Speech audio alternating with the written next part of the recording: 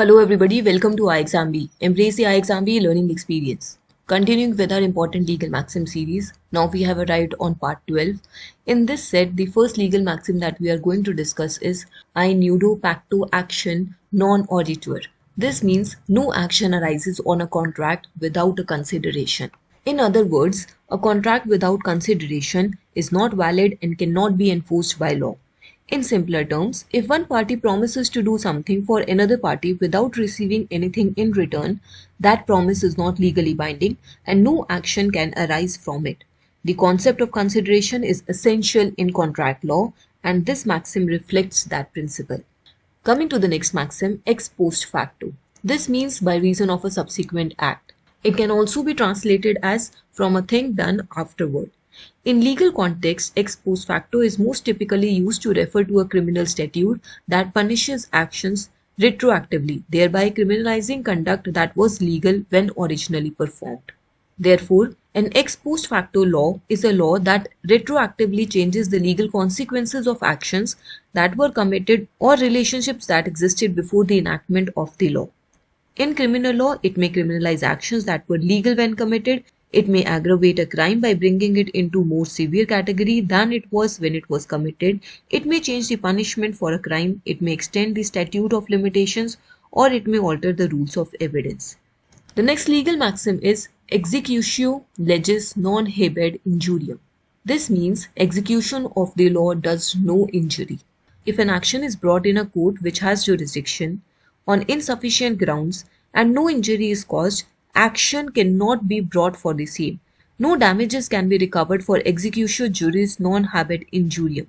The court of law has to observe that the process of court is not made use of for the purpose of oppression and injustice.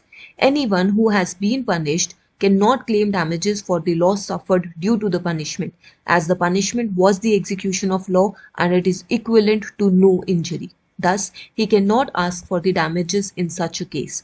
The harm or damages suffered by the punished party cannot be considered as injury, as it is the execution of law.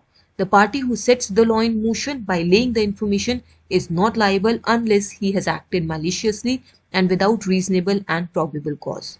For example, A has been sentenced to 3 years imprisonment in a cheating case which causes a huge loss to B. Now A cannot claim for injury since the execution of the order of the court cannot be termed an injury, as the execution of law does no injury. The next legal maxim is fatuiter facinis quo judicium fugit. This means he who flees judgment confesses his guilt. In other words, a person who runs away before the judgment is given is guilty. The idea behind this term is that a man who hasn't done any crime does not need to run away because he knows that he is not guilty. But a person who flees before a judgment is given has something to hide and he knows that he is guilty of crime and doesn't want to face the punishment. Coming to the next maxim, ignorantia facti excusat, ignorantia juris non excusat. This means ignorance of fact can be excused, but ignorance of law cannot be excused, is not excused. Let's understand this legal maxim by dividing into two parts. Ignorantia facti excusat, which means ignorance of fact is an excuse. This principle provides a defense for individuals who may have caused harm due to lack of knowledge or information.